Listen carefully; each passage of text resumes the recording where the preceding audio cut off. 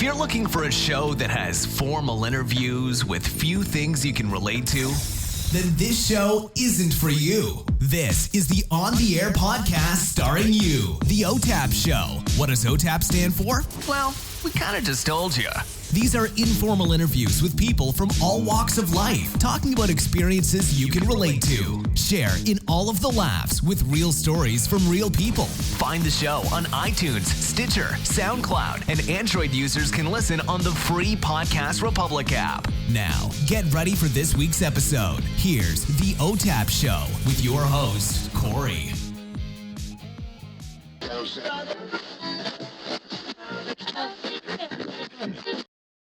What up, everybody? It's your boy Smooth Over, aka Real Ghost Fight. Hey, this is Nikita, aka Jakari Star. Yo, what's good? This is your boy Bob. This is Kaya, aka Black Honey. Hey folks, this is Corey, the host for Metal for Brains. Hey girl, she's so pretty. This is Greg, the infamous New Age Ike Turner. Kicking it with the homie Corey, aka The Real Shitty.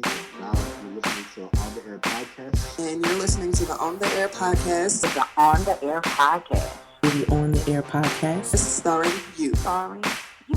Starring you.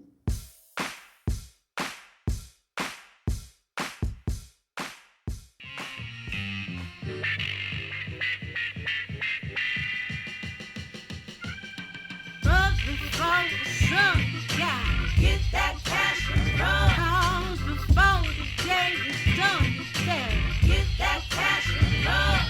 We live under the gun we need. Get that cash and roll. Cause being busted ain't no fun. You gotta get that cash and roll. They call it paper chasing, rat racing. I just call it get that cash and roll. Cash and roll. Get that cash and roll.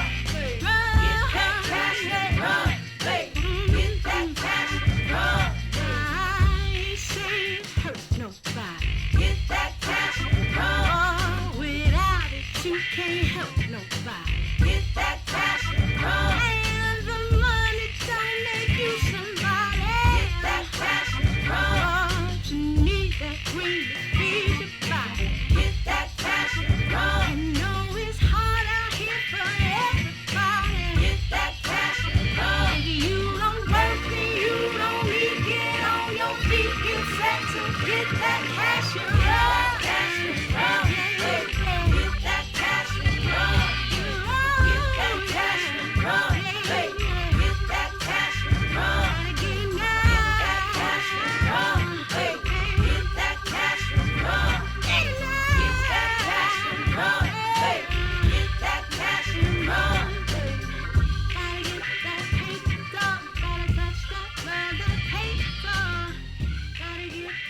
They call it paper chasing, rat racing. I just call it get that cash and run.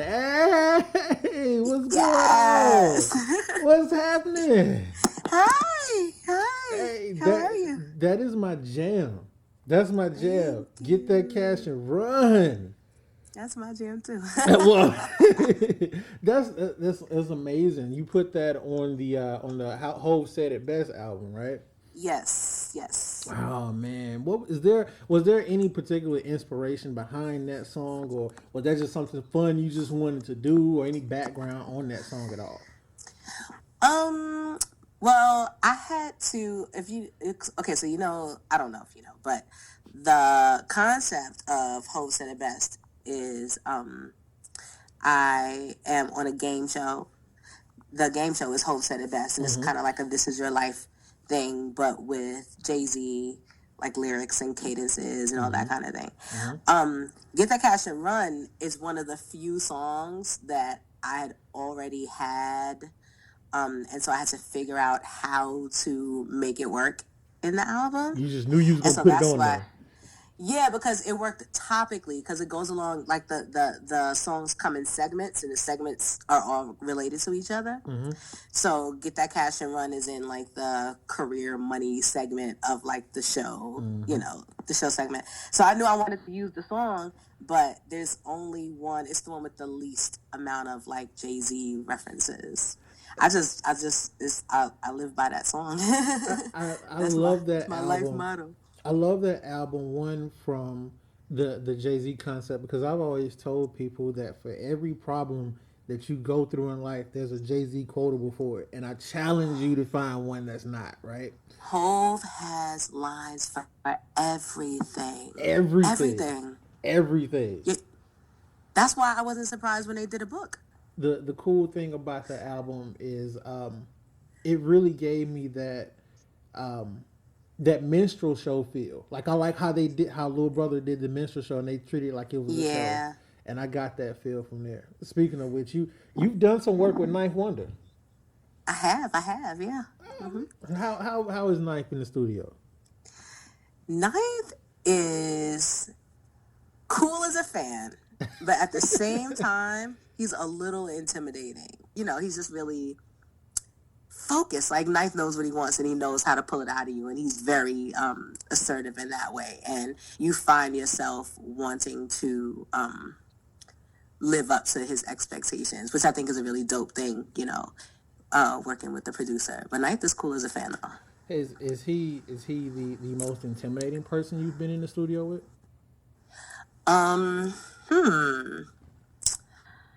No, let me think. Okay, so he's intimidating, but again, he's also he's like a good guy. You know what I mean? Right. So he's not like scary or anything. No, like that. I get it. Like, my dad, like, he's the coolest dude on the planet. You know what I mean? I love him to death. My dad's intimidating. I'm not scared of him, but I recognize that my dad is an intimidating force. You know what I mean? So I get it. I think Just Blaze might have been a little scarier. Really? I think Justin. Yeah, you know why? He's almost like clinical. Okay. It's not warm. I mean, his personality is warm. He's also a really nice guy, but in the studio, he's clinical, which can be intimidating because there's less of like the energy is like more precise almost. I don't know how to explain it, but you know, Justin is like, you know, no nonsense. Do you find that producers typically, they're the same way with every artist, or like they have a certain way they like things to be done, or do you think they more so adjust like to the artist and their statuses? In my experience, the best producers are the producers who see an artist for who they are and what they have to offer, and they foster a relationship based off that and marrying their talent with that person's talent and sort of knowing when to come in and when to get out of the way. Mm-hmm. You know, those to me are like the better, more like intuitive producers who make for the music that ends up being kind of more meaningful than people who churn things out. You know, you have those songs where like you can almost like you can tell it feels like the producer song no matter who the artist is. Yep. I'm not gonna say no names, you know, but yeah. I'm not going to tank my career by calling anybody out at this broke portion of my life. But yeah, I definitely, you know, because I'm a writer, you know, and I have my own very unique voice. And as much as there are people whose sounds I love and who I would love to work with, I am not someone who I feel like, you know, I'm willing to get lost in somebody else's thing, you know. Well, let me ask this. Who's the producer for you that you feel like that most embodies? Who do you work well with, and who do you feel like styles work with yours? Okay, I'm looking for producers who play instruments but who also have sort of a hip-hop feel. Because my music is hip-hop soul. It's not like neo-soul. And I'm looking for producers who can pull that off while still being able to play, you know, because being able to play instruments gives you more room to experiment and play with things, you know. Mm-hmm. So I'm looking. I don't really. I mean, I know the producers that I would like to work with who are like popular, but I can't afford them right now. So I have a ton of really talented musical friends and musician friends and producer friends, and I'm again starting to get out and look into working with them and seeing what happens. I'll say definitely and this is just my personal opinion, because you have that real cool soulful sound that I love, and just from a fan's perspective, you put that with a bunch of Ninth Wonder tracks, and to me that works really well. I would have thought, okay, yeah, Ninth Wonder, this is who she is, you know what I mean? But you'll find that person. You'll find them. Who are some of the lesser known producers that you work with that are like, man, if they just had this one break, like they'll be there?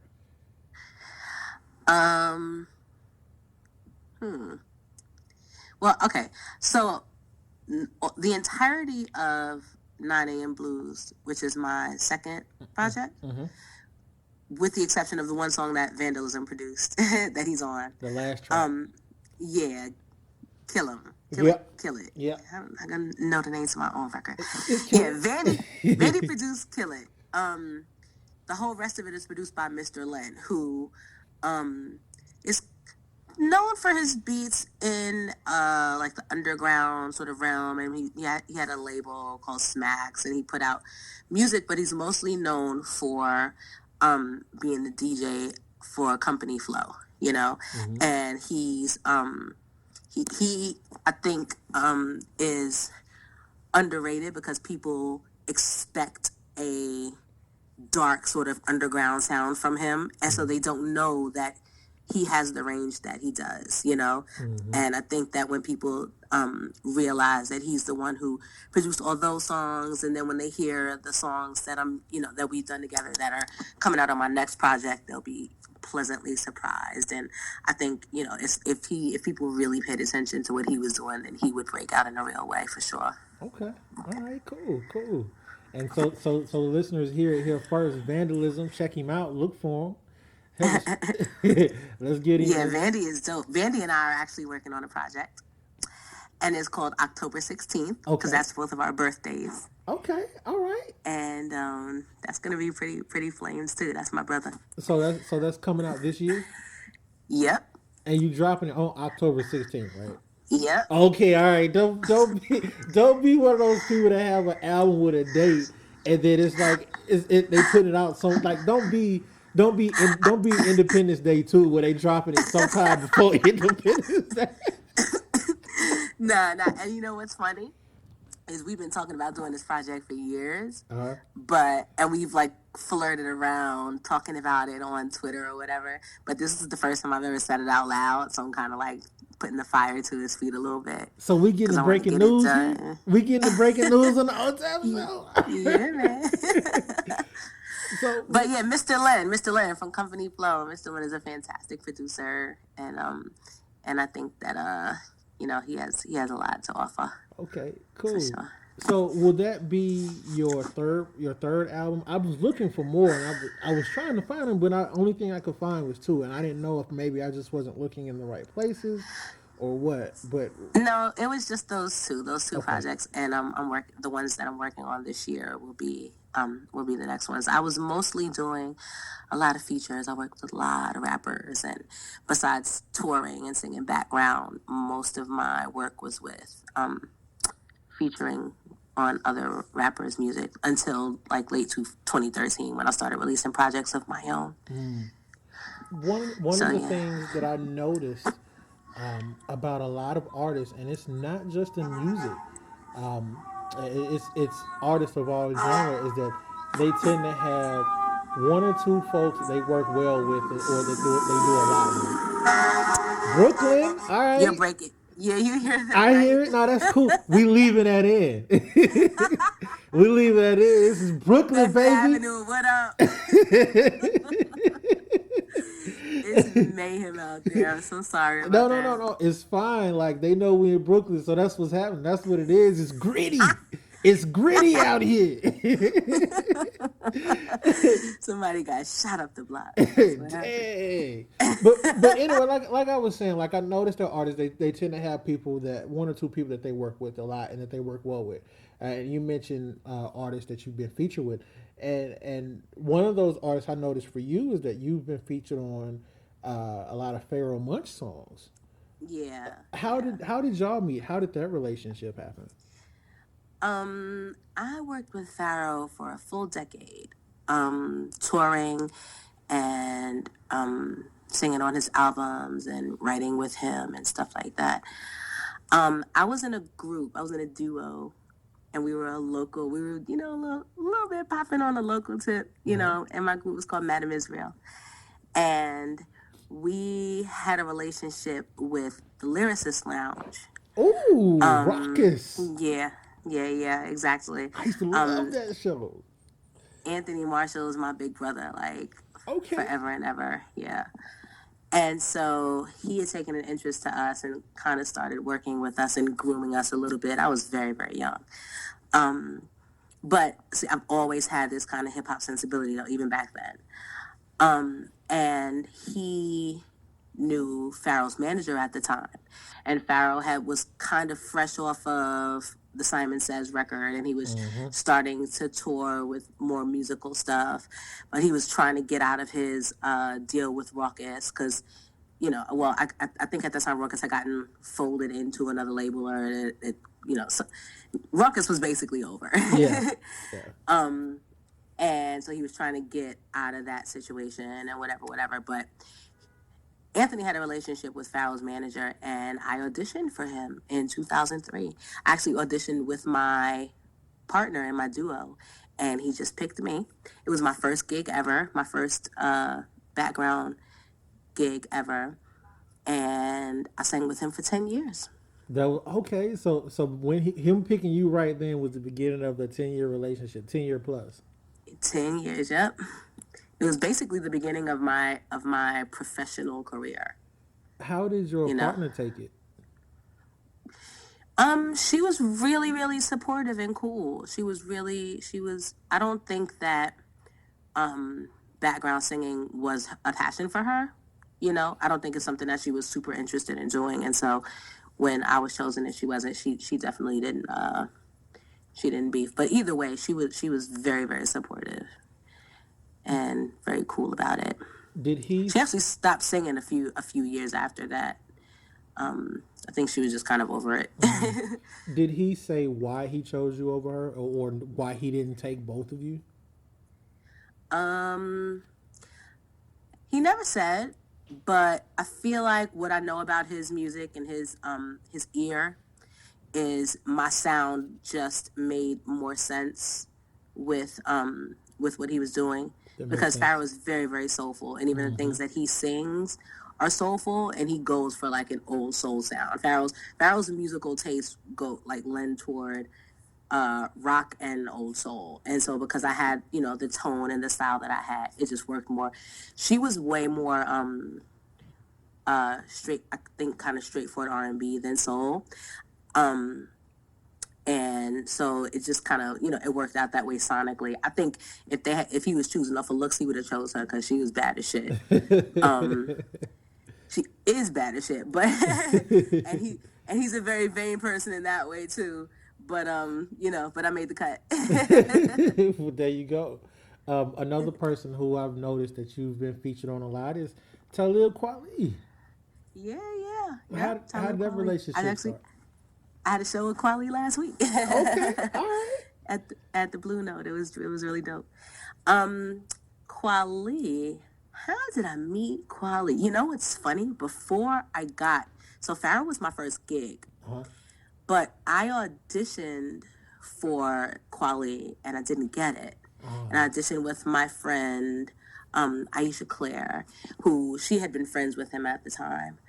And so we went and auditioned for him, and I completely blew that audition, and it's such a funny story. First of all, I think he ended up going with the Jazzy Fat Nasties at the time. They was just already like a girl group, and they had the vocal, and it was a no-brainer because they sounded fantastic together, and you could, it was like a whole vision.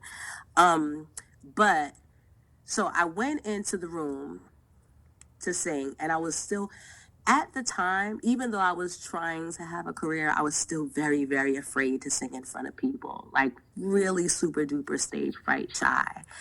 And literally like, I'm going to turn my back so you don't see my face when I sing. You were one of those. Yeah, I was terrified. I was terrified. And so I walked into this room, and I'm in the room, and Kweli is in the room, and I was already a huge fan of Black Star. And Kweli's manager at the time, Corey Smith, was in the room, and Corey is probably one of the most beautiful men I've ever seen in my life, and I've always been, I like boys. And so there's those guys, and there's this like big group of people, and then Dave Chappelle is in the room. Oh, they're very good friends, and Dave Chappelle has been my favorite comic since I was, I don't even know, early teens, like Def Comedy Jam days. Mm-hmm. And so I'm singing, and I'm terrified. There's all these people in the room. There's all this pressure, and I chose a Jill Scott song to sing. I sang "Do You Remember Me" from her first album. Mm-hmm. And I get to the bridge of the song, and I'm singing, and Dave Chappelle starts, like, doing the background vocals for the part. Mm-hmm. Like, I'm sitting here like, yo, Dave Chappelle is fucking singing along with my singing. And I just blew it. I, like, flubbed it. I, like, I don't know, grinded to a halt and, like, ran out of the room. Oh, no. I completely fucking blew it because Dave Chappelle started singing along with me. And that was too much. It was just too much for me. I was just too shook. I was so shook. And so then he comes out of the room, and my friend Aisha, who also auditioned, she knew him. I guess they went to school together. She had gone to school with some of his friends or something like that. So they're having a conversation. I'm sitting there, and I'm like, literally, this is one of maybe 3 celebrities that I would, like, geek out about, Uh-huh. And so I'm sitting there, and I'm trying to bite my tongue, and finally I can't take it anymore. I'm like, oh my God, okay, I just have to say, you are my favorite. I have loved you forever. I've seen everything you've done. I loved you in Half Baked. I loved you in Robin Hood Men in Tights. You remember when you was on Def Comedy Jam, and you did that joke, and you was like, Shirley's taking a shit. I thought that was hilarious. And he looks at me, he's like, yeah, that was a long time ago. I was like, oh no. Congratulations, you played yourself. And so that was that. And I did not get that gig. I went to a taping of Def Poetry Jam a few months later, and I was standing online, and Dave Chappelle comes walking by, and he looks at me. He goes, oh, hey, how are you? How's the singing still going? You still singing? That's dope. And I wished that the floor would open up and swallow me. I just lost it. Yeah. So that's that story. That's dope that he remembered you. That's awesome. That's awesome. It fucking is, right? Yeah. I still to this day don't know how to be normal around him. I mean, at this point, like, I know him. Mm-hmm. And I don't know how to be normal, so I still just shut up. It just never goes away. That's why I'm glad that there's only like 3 of them. Because when I love you that much, it just never goes away. I don't know how to not be weird. Is he like, this might sound like a weird question, is he always in like full on like Dave Chappelle mode? Is he just like super cool, and as things come, if there's a joke, he'll just bring a joke out? Or is he just, does he turn it on, does he turn it off, or is it always on? I don't think there is a turning on and turning off. Everything Dave Chappelle says is funny. I don't think he means to be. I just think that's how his mind works. And he's not ever, unless he's on stage, like, he's not doing a thing. Like, he's having normal conversation. And his normal conversation is so funny and sharp and insightful and clever. And I think it annoys him a little bit. Also it's because he's got the funny voice. Yeah. And with comics, I think there's that thing where that people always have the expectation that you're going to be funny. So everything he says, people are kind of like waiting for the joke, and I think it exhausts him a little bit. I get that vibe. Mm. But he's also just naturally like his regular shit is hilarious. He's fucking hilarious all the time. What's the dopest piece of advice that he's given you? Oh, he ain't ever given me no personal advice. Because I don't think you understand. I'm weird. So I shut up and leave the room because I'm so fucking weird that when I open my mouth, it's going to be like, so gonna take a photo. He's never given me any advice. He shows up, and if I stand in the room for too long, it's like, oh, hey, Jay's here. And then I just find myself kind of creeping closer to him. Like, he turns around, and I'm like taking a sneak-a-see. And then he, like, goes away, because I'm a fucking weirdo. See, like, the thing is, like, so at this point, how long have y'all known each other? I mean, okay. I'm not trying to overstate the thing. Okay. We're not boys. We're not boys. I get it. But as far as I'm concerned, if I'm standing in a line at Deaf Poetry and he's like, hey, how's the singing going? We know each other. Well, yeah, that was about 2002. When that happened, and then just in the touring, like I said, so he's good friends with Kweli and Mos Def and Corey Smith and just all those people who I ended up touring with a lot because Pharoahe tours a lot with Mos Def and Kweli and that circle. That's like his circle. So a lot of times we would just be in, he would come to the shows, or we would run into them, at the shows, or we would be in town and he would be having a gig there and everybody would go to the shows. So it was that kind of thing. We just, ran into each other a lot. Also, Pharoahe performed at the Dave Chappelle block party. And, so it's just been a bunch of like run-ins of that nature. This is what I want you to do. And so he recognizes me, but I try to stay away from him because I'm a jackass. This is what I want you to do, because we're gonna fix this shit now. All right? We can't. I don't think we can fix it because I'm too awkward. This is a valuable piece of network that you can have, but you always running into the closet. This is what I want you to do. I'm telling you, I don't know how to be cool. I'm gonna tell you how to do it. I'm gonna tell you how to do it. I'm gonna tell you how to be cool. This is how you can be cool, right? So listen. So you worried about trying to be cool. This is what I want you to do. I want you to turn cool all the way up. All right. I want you to get you the darkest pair of sunglasses you can find. All right. I want you to get those sunglasses, and I want you to put them shits on. All right. Keep them on you so when you see them, you pull them out and you put them on, and then you walk up to them and you say, "Hey, what's up, Shay?" Don't make up a nickname. Say. I don't even know nobody call him Shay. Say, "Hey, what's up, Shay?" And he gonna look at you. He gonna look at you like, "Fuck is wrong with her?" But that's okay, because what you did was an awkward moment was going to happen anyway. But now the awkward moment is on your terms, and then y'all just bust out laughing together. Dave Chappelle would laugh at me and clown me in a crowd of people for 5 straight minutes if I walked up to him and intentionally called him a name I knew wasn't his name. That's okay, because that's what he does, and that's nothing but love. You have now created a story that he is always going to remember. Forget that he is going to always remember it. And when you're not around, he's going to be telling that story. And then you're going to have a homie for life. I'm going to try it only because I have nothing to lose at this point. That's my point.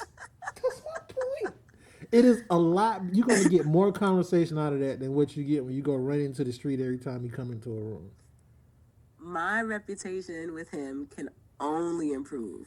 Exactly. So, I'm going to give it a shot, and I'm going to let you know and keep you posted. Let me know how it goes.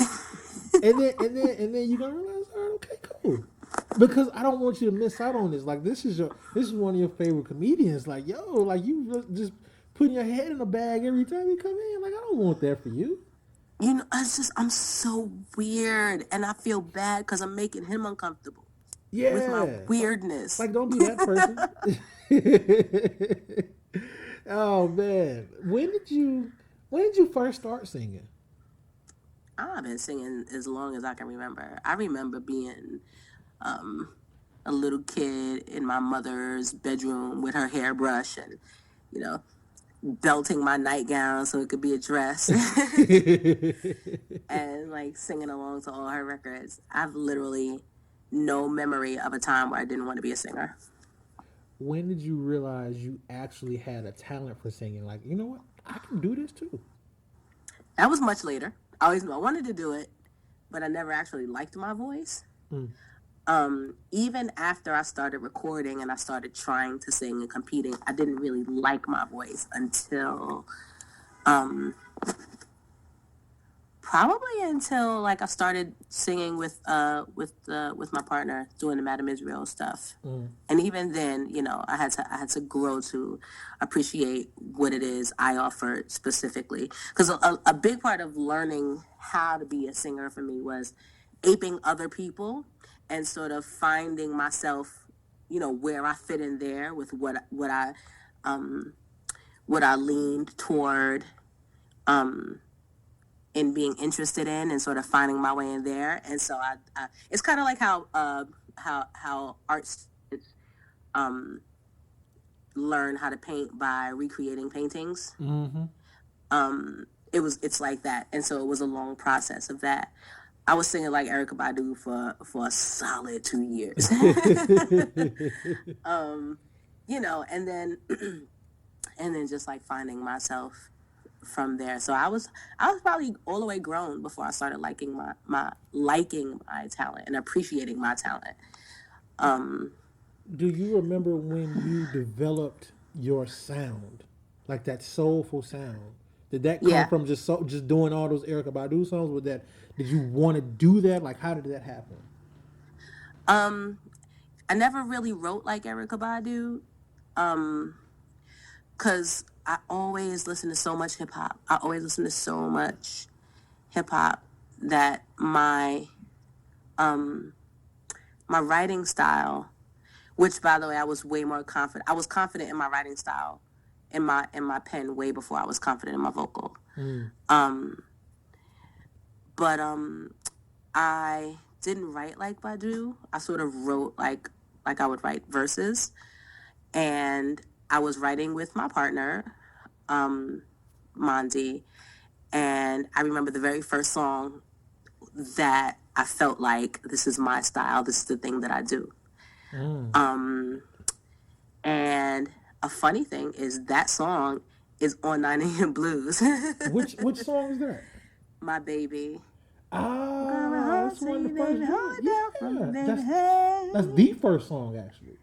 It's not the first song I ever wrote. No, I'm saying it's the first song on that album. Yes. Okay. Yes, and that song is the production is different, but that is the song that we wrote that I was like, oh, this is my thing.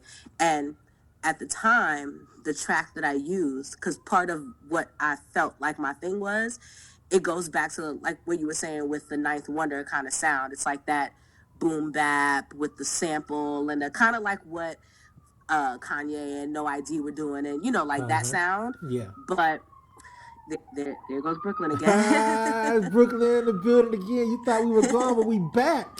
It's not gonna stop. It's not gonna stop. It's all good.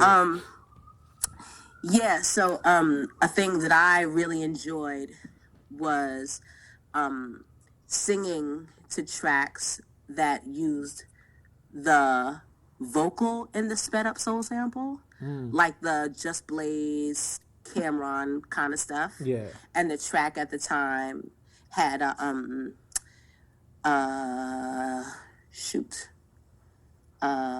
it had a vocal sample in it that I wrote the song kind of around. And so the combination of that sound and like, you know, what I ended up doing on the track became like my sound to me. And that was early. I was maybe I was 23 or so. Okay. Cool. Yeah. Who taught you the biggest lesson you've ever learned in the recording industry? Pharoahe taught me most of what I learned through directly or indirectly experiences that I've had or things he's actually told me. What's one of them? Pharoahe taught me to keep your paperwork in order. Well, yeah. Gotta keep that paperwork in order. Yeah. No matter what. You gotta keep your paperwork in order. Have you ever? And you got to stand up. You know, you got to be heard, because you know people are going to people will see your talent and appreciate your talent and use your talent, and you know, not necessarily want to credit you for your talent all the time if you let them. So let's talk about that because we kind of joked about that. Let's talk about you doing songs with people and them not wanting to list you in the feature. Bruh, I literally last week at the Blue Note was like, Kweli, I have a bone to pick with you in a room full of people, so I was drunk. He was like, what? I was like, stop putting out songs that I'm on. I was clapping just like this. Stop putting out songs that I'm on and not putting me as the feature. Why when I Google this record, it don't say featuring Mela Machinko? I know you since 1983. Why I can't get my name on the record, Kweli? And what did he say? He was like, I put your name. I was like, what you put my name on? He was like, and then he named one song, and I was like, all right, what about the other four? And he was like, oh, that was Corey's fault. Blame Corey. But like, you have to have these conversations. You have to let people know, like, this is a thing. This is what, like, outside of like the, the little chump change or whatever, like I shouldn't say chump change because the record that I did with Kweli still showed like the record that I did with Kweli, the Just Blaze record, still regularly shows up on my SoundScan. But aside from that, my name is not on it, and that's a huge thing because it's a Kweli record with a Just Blaze track. Like it could be impactful for me if it were Googleable. You know what I mean? And it just wasn't, and it's not cool. And I learned from that. Do you, maybe not necessarily with him because y'all have known each other for a while, but any other times when that's happened, do you think that was done on purpose, or do you think they're mostly oversights? I don't think most things are not done on purpose. Most people are not malicious. Some people are malicious. Most people are not malicious. I think that people are self-absorbed and they're thinking about themselves. And you just have to remind them, hey, you know what? I'm here too, and I'm thinking about me. You got to be your own biggest advocate. Who's been your biggest supporter, like personally, in your endeavors of recording and otherwise? Outside of my mama. Okay. My mama's my biggest cheerleader. But in terms of career and life and friendship, Guy Route, who is, I don't really know what to call Guy my manager, because it's kind of out of the management thing. He's more of like a boss kind of role. But but I met Guy when he took over working with Pharoahe. Okay. He phased out the manager who I met Pharoahe through. He took over for her. Shout out to Angie. She's still the homie. Angie works with Lauryn Hill now. And we became fast friends. He was vetted by many people who I trust and love dearly, and we just really, really bonded. We would tour, and he kind of changed the whole like touring landscape for me because I was touring with these guys, and I was the only woman, and I had kind of fallen into this like dorm mother kind of thing, and they were ridiculous, gross men who didn't have any regard for me. And so we would go on tour, and it was Guy who would be like, y'all not gonna carry her bag to the car, y'all just gonna leave her behind like that, like little things like that. And so we bonded. He's actually the one who put out my records, and he's who I call for, advice large and small, and he sort of, let me into his whole world. Has a vast network of really amazing people, and he's become one of my best friends and confidants, and just one of the most important people in my life. That's dope. And, yeah, we actually co-host a radio show on Beat Miners radio on Thursdays called the Riot Radio Show.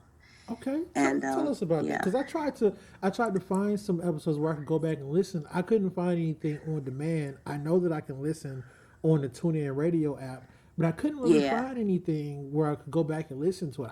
Maybe I was just in the wrong places, but tell us about it and where they can find it. That's a really good question. I know that I think maybe they're on SoundCloud. I have to double check with God. Oh, you know what? Okay, they used to be on SoundCloud and they're not anymore because they were going through a thing. But they're going to be shortly available for listening afterwards. But so the Riot Radio Show, it was originally Guy and Mr. Len, who was the one who produced my my 90 and Blues EP. He was the DJ. And then they brought me in, and then I kicked Len out because I'm a boss. I'm just kidding. No, Len got too busy for us, and so we had to replace him with Evil D of Beat Miners and of Boot Camp Click, and just many other things. Evil D is a fantastic human being. And yeah, it's just a fun show that we do on Thursdays, and we talk about it's pretty much my Twitter page come to life. So it's hip hop and politics and shenanigans, and we bounce around and talk about whatever we feel like. It's very, very black, and it's very, very hip hop, and we're both foul mouthed and loud and opinionated. So this ain't for the church folk. If they could be cool, if they ain't got to stay, fuck them. But if they can be cool, you got to be cool, because I'm not over here pushing my agenda on you. I'm minding my business. So exactly. Don't come over here, because I'm from Brooklyn, son. So, but we have a lot of fun. It's very informative, but easy. It's easy going. It's kind of like OTAP. Okay. All right. Free flowing and informative and fun and cool and Girl, I'm gonna make that a sounder. I appreciate that. Ooh. But yeah, it's great. I love it. I love it a lot. And you do another radio show, Roxanne? I do. That is called Roxanne, and I co-host with my good friend, the real Roxanne, who is not actually the rapper, the real Roxanne. And a lot of people think she is. I get why, because right. Whatever. She's got some branding issues, but we are on B-Box Radio on Saturday afternoons, and that show is a little more Brooklyn sort of community minded. We have a lot of local artists and local activists and local people who are we have guests on that show. We don't actually have guests on the Riot Radio Show usually. And we have guests on Roxanne. Like, for instance, we are scheduled this week to have on one of the lawyers who was involved in that case in Brooklyn with those kids who were charged with raping that girl. Oh, man. Who ended up sleeping with her dad and that thing, and they recently all the charges were dropped. So we're gonna have one of their lawyers on our show this week, and so we do things like that, just on a more personal kind of local community level, and that's really, really cool too. So I'm from Atlanta, so I would have zero shot of getting on that show then. No, you could absolutely be on a show. I think it'd be fantastic. And we do call-ins too. Okay. Well, cool. Yeah. So I can get on the show by calling in. I got you. Yep, absolutely. You don't even gotta fly here. My boy, KP. I don't know. KP just sneaks in and out of town, but he's from Atlanta. And he actually, like I said, we usually don't have guests on Riot Radio Show, but he came to guest DJ for us. And KP is from Atlanta. He's in music. He actually won a Grammy this year for writing on We Gonna Be All Right.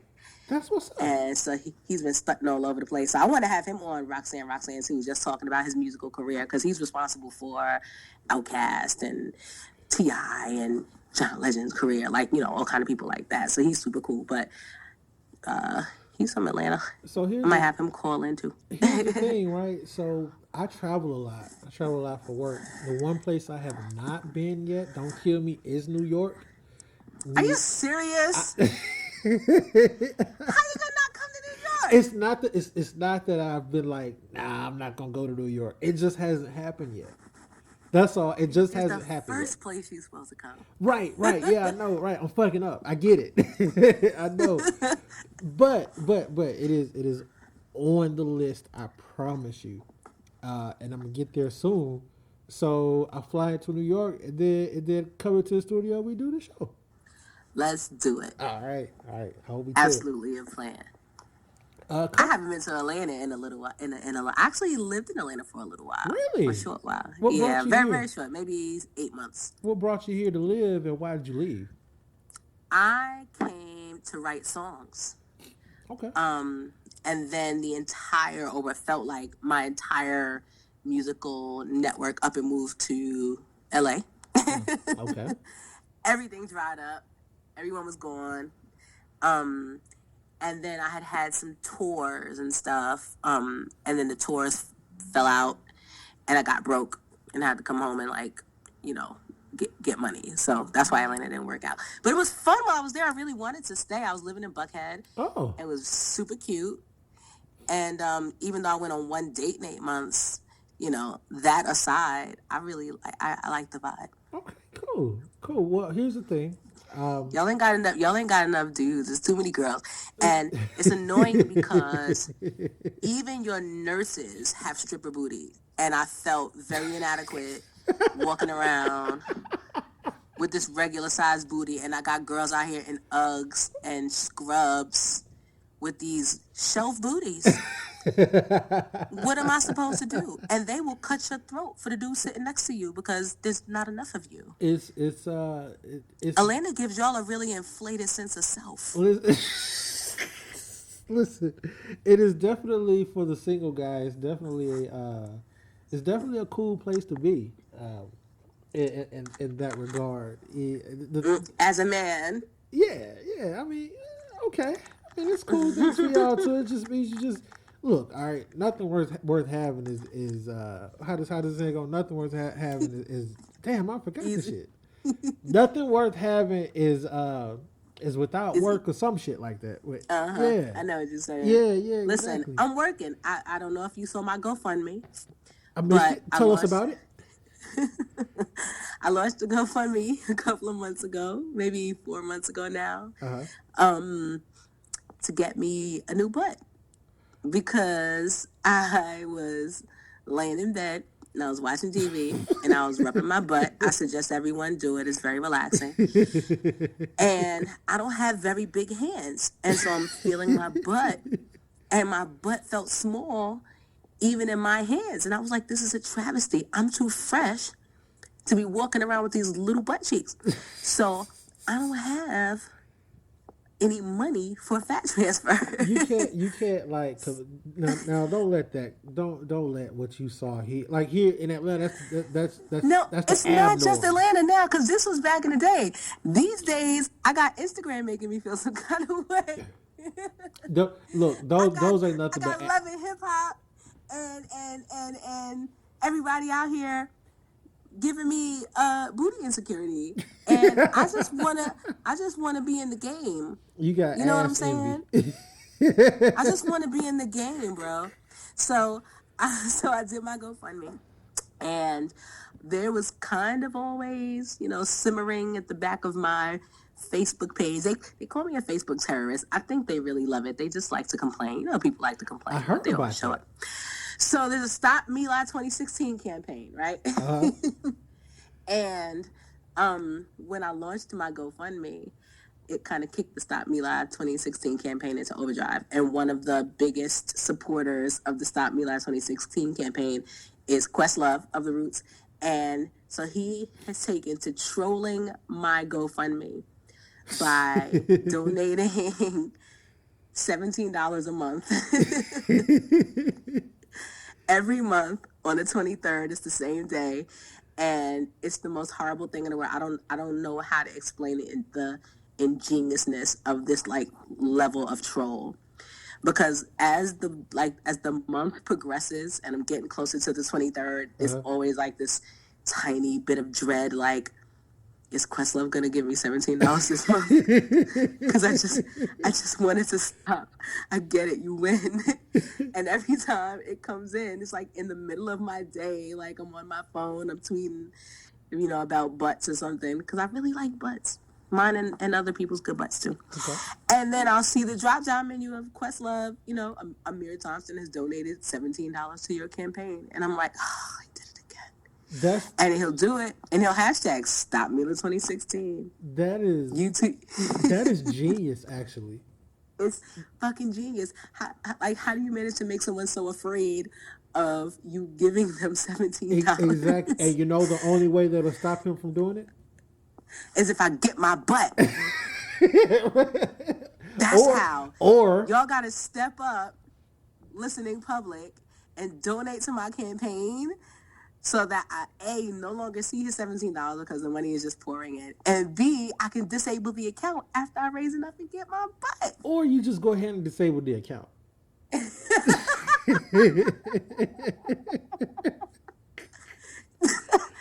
would be counterproductive. I applaud that level of genius that took, because I'm that kind of person, and Yeah, I didn't even took me think about doing smooth that. out with that. And he said on my Facebook that he thought long and hard about the amount. It had to be the perfect amount. It is. And I had to give it up because I literally, I was like, why 17? Why the number 17? I was Googling 17. I was Googling Questlove 17 to see if the number had any significance to him. I was Googling the number on some numerology shit to see if there was any significance. It was driving me crazy. And the first month I hit him up and I was like, why are you doing this? And he just ignored me. And then the second month I'm like, okay, can you please, the first time I replied on the Gofundme and he didn't say anything. The second month I inboxed him on Facebook, he didn't say anything. The third month I publicly said, can you please tell me why you're doing this? And then he hashtagged Stop Mela 2016. I was like, fuck. This shit is the most effective trolling ever. Right, because think about it, right? So one, it's a weird odd number. It's not a common odd number. It's not 15. It's so strange. It's more than 10. People can identify with 15, right? But 17 is almost to the point of, well, why didn't you make it 20? Exactly. Right. But it's not 20. So it shows that he's intentionally fucking with you. Yep. That's genius. And I'll tell you something else. Every time I post something on Facebook that too many people start to complain about, he'll just show up in my comments and write the word 17. Fuck. And my blood runs cold. Look, I want Questlove on the show just so I can talk to him about that. Just so we can. So I want to give him a platform to continue to troll you. I have never been trolled so thoroughly in my life. It's amazing. That's genius. I want to bake him a cake or something. It's amazing. Right. You want to bake him a cake, but then again, you don't want to encourage it. Well, my hope would be that he would take the cake as a white flag. Nah, leave me alone. Look, not this level of troll. And this is beyond troll. This is this is getting into asshole realm. It takes a certain type of. Do you think he's gonna do it forever? I hope he doesn't do it forever. I think $17 a month from now to whenever is certainly an affordable amount that he can afford to continue to listen. Jimmy Fallon is not going anywhere anytime soon. So. Yo, at $17 a month, I would get a butt job 73 years from now or something like that. Well, it would take. I'm saying at $17 a month, if he's the only one. Oh, and by the way, he's got copycat trolls now. That's doing the same thing. Every time he gives me 17, and someone else gives me 5, somebody else joined in this time, donating 6. Everybody's got jokes, yo. But see, that's what you get for starting that shit. I just want you motherfuckers that 20 of you to give me $100, and then what's the total cost to get this job done? Every month. What's the total cost? Dr. J Curve costs about 10 stacks for the liposuction fat removal and then Brazilian butt lift. It's about 10 stacks total, which is what my goal was on GoFundMe. You are so serious about if you actually get it, you're gonna go and do it. Are you fucking kidding me? Of course I am. I'm not willing to spend my own money to do it, But if the world gives me the money, the world got to show that they want you to have this. I owe it to the donors. That's hilarious. And I'm absolutely gonna be like, y'all gonna talk about me like y'all be talking about Kim Kardashian. I'm gonna be naked every opportunity I get. Well, The only reason I'm not naked on Instagram right now is because I'm not fit. Wow. I'm just letting y'all know. That's hilarious. This is I did not expect that. And again, this is why I do this show to find out that people have GoFundMe to get their ass filled. Okay. I'm just saying, I want it to happen. Before we get out of here, go ahead and plug something. Plug yourself, somebody else, what you got going on, any projects that or places they can find you, where you gonna be. I got a few things going. I'm working on some new music.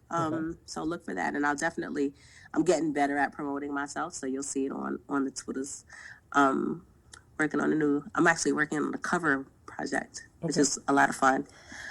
I have my radio shows, beatminersradio.com, the Riot Radio Show, and that comes on Thursdays from 2 to 4. Got Roxanne every Saturday from 5 to 6. I am the lead singer of a swing band called the Yallopin' Hounds, and we have a monthly residency at a place in the city called Swing 46. Okay. So if you're in the city, come and check us out. Okay. What else? My Facebook is hilarious. Don't let the Stop Mela 2016 campaign hate on your life and your happiness. I'm about to go find it and befriend you. You gotta friend me. I'm telling you, people talk about how Facebook is corny and cat memes and all that. It's not what's going on my Facebook. My Facebook is popping. It's where all the cool kids are. And so find me, facebook.com/Mela Machinko. I still be on Twitter, Mela Machinko, everywhere, Mela Machinko. My Instagram, Mela Machinko. My Snapchat is New Money Machink. And also the New Money mixtape coming soon. Okay. I'm out here working. The name Mela Machinko, what does that mean? Mela Machinko is 100% completely made up. Right. Well, does it mean that? So it doesn't have any meaning. It's just some shit that sounded good. So when I was in the group, when I was in Madam Israel, they referred to us as her name was Amanzala, and we were Amanzala and La. My real name, I'm not going to tell you guys my real name, but my nickname is La. Okay. And so then when I went solo and I started performing, I would notice that people would introduce me and it would sound weird and corny. Because it was only one syllable, I think people struggled with trying to make it have impact when they introduced me. So it would be give it up for the fabulous Lady La, wondrous, talented Miss La. That sounds like a fucking magician. I hated that. So I said I needed to give myself another syllable to my name so that people could just say, the name without adding all that silly shit. Okay. So my first name is Mela, which is just me, La. Which is why it's capitalized on my Twitter, and I wish it wasn't anymore, but it's literally just Mela. And the Machinko, I was walking down the street in the city, and I saw it on a store awning, and I was like, I like that name. That sounds like a cool last name to have. Huh. Okay. Cool. That'll work. Did you have? I'm starting to do this a lot more on my show. Did you have any questions that you wanted to ask me? You broke up a little bit. I said, did you have any questions you wanted to ask me? Let's see. Do you remember when you started following me and why? And did you know I sang? So let me answer. Let me go backwards. I did not know that you sung when I started following you. That was actually a really cool, pleasant surprise, and I'm glad you asked that because I remember the exact moment when I found out, and I meant to hit you up then, and I never did. I don't remember when it was. I remember why. I can't remember what the content was. I just remember I couldn't stop laughing. Something got retweeted, and I went down the line. I was like, okay, she's funny as shit, right? And so I remember when I saw that you sang. I was either on SoundCloud or I was on iTunes or something, and I was like, I know that name from somewhere. Where do I know that name from? You had done a feature or something. And then I was like, oh, I think I follow her. And I was like, let me go back and look. And then I went back and saw it. I was like, this is a song with Kweli. Like, oh, she's somebody.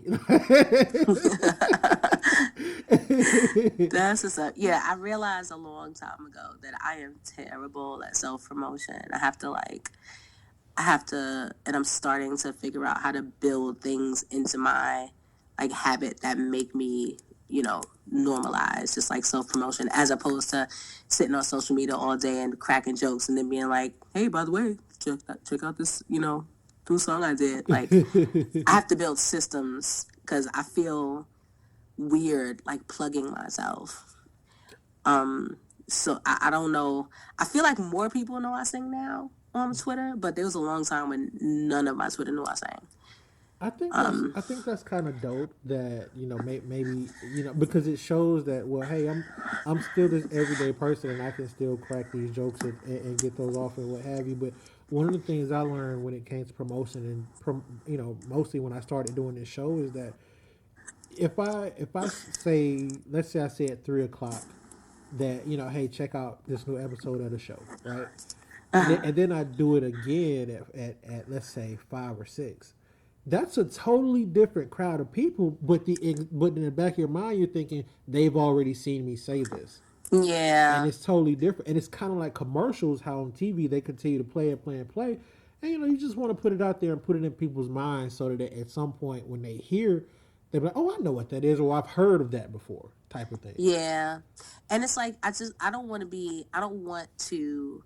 I'm really afraid of being one of those people who's mad intrusive with like please listen to my music, because I hate it in my mentions. I hate like every time I have a conversation with a rapper on Twitter.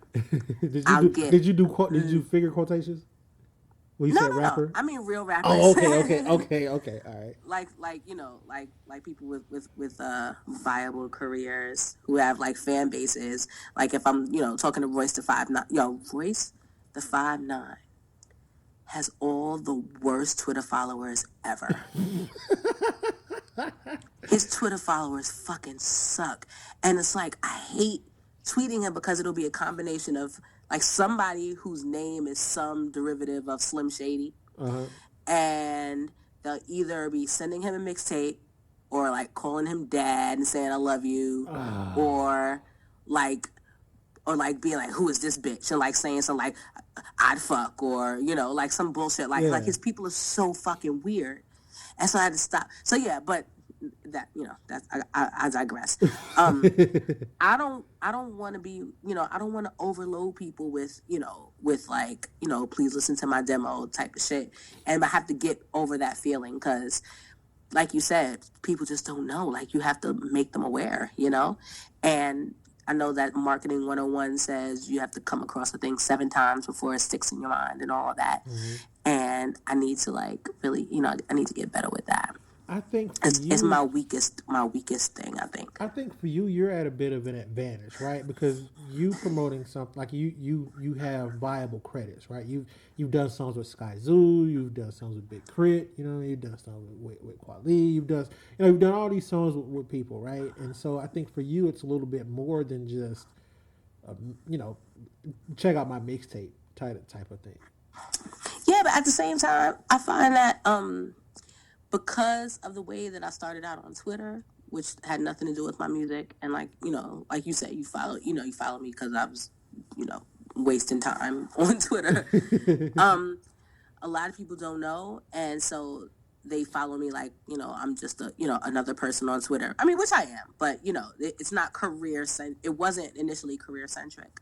And so when I do, people kind of tune out a little bit. You know what I mean? I think it starts to feel like I'm a Twitter rapper when I start to, you know what I mean? I don't know. It's weird. Well, I'm about to I think a lot more people on my Facebook know me for my music first, and my propensity to waste everybody's time on bullshit second. Whereas on Twitter, it's definitely the jokes first. I'm about to start promoting the hell out of your stuff. They're gonna hear this show and they're gonna hear some of the songs and they're gonna be like, oh, okay, let's go ahead and find it. Like I'm gonna do my part to help make you a success, and maybe after hearing this, you will see a little bump in your GoFundMe. So I hope so. I'm trying to get this booty. I appreciate you. So I've thought about the song that I'm gonna let play out, and it's actually pretty easy because we didn't get a chance to play it in the middle, but I want to do off of Hov Said It Best, Overdo It. Aight. Now, I'm surprised because guys don't usually like that one. Well, it's a today as we do this, it's International Women's Day and all that great stuff. So no, but it's a dope song. I like it. I like it a lot. Thank you. So and you wasn't talking to me in the song. No, I was telling it's a fantasy. Nobody would do that. Those things are hard. What? Yeah, okay. I would never do a thing like that. Right. Sure. But still. So go ahead and send us out with that song. You introduced the song. Okay. So this is Overdo It by Mela Machinko from the album Hov Said It Best. It's my revenge fantasy answer song to Song Cry. And it's not a representation of my personality. Right. Just the song. I'm a good writer. And yeah, check it out. Do you ever feel like you crossed the line? In all relationships, I think there's a point where the woman's exhausted. They don't matter anymore. So when we get into that space, you take the reins off. There's no parameter. Then we can just do whatever we want. For you was gonna get right back. For me, that's my whole heart under your shoe. For you think I'm tripping while I'm acting like that. For me, that's my whole future is through. How many times should I sit and worry and cry, speculating if I should let you back in again? But what was oh so special then? You keep giving away without getting at me. Sick of being that girl looking dumb in these streets. You asking me for proof like it proves you don't cheat. And now you getting comfortable and starting to slack. And baby, that's the straw that broke the camel's back. So what you mean? I don't get a nigga back like that. How the hell you gonna tell me how to get you back? Didn't destroy us, you already did that. But since you think it's a game, I'ma let you know my pain, baby. Don't make me do it to you, baby, cause I overdo it. Don't make me do it to you, baby, cause I overdo it. Don't make me do it to you, baby, cause I overdo it. So you never confuse it.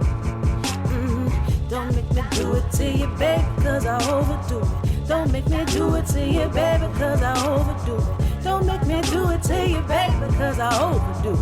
So you never confuse it. You're lying in my bed, I can hear your heartbeat. I'm staring at you like, look at it, still sleeping. We used to use each other, face the bad weather. Now bitches calling me, telling me I'll go together. See, you said, jealousy, you said. The whole world just envious of me, you said. But you forget hoes' mouths got slow leaks. There's camera phones everywhere out in these streets. Ooh, don't I know the whistle, won't I? Child support is had that ass in jail in no time. Me and your baby mama kinda bonded over that one. I handed her your credit card and told that bitch to have fun. And while you were gone, I fucked your friend. I brought him to our home and I fucked him again. Cause your boss says you won't be in, cause you in jail and nobody's got your bail. I win. Don't make me do it to you, baby, cause I overdo it. Don't make me do it to you, baby, cause I overdo it. Don't make me do it to you, baby, cause I overdo it. So you never confuse it. Don't make me do it to you, baby, cause I overdo it. Don't make me do it to you, baby, cause I overdo it. Don't make me do it to you, baby, cause I overdo it. So you never confuse it. I'd like to thank our guests for coming on today. And if you'd like to be a guest on the show, send an email to otap@writeme.com. Follow the conversation on Twitter by searching the hashtag OTAP, that's OTAP, or following us on Twitter at OTAP Show. You can find the show on iTunes, SoundCloud, and Android users can listen to the podcast on Podcast Republic.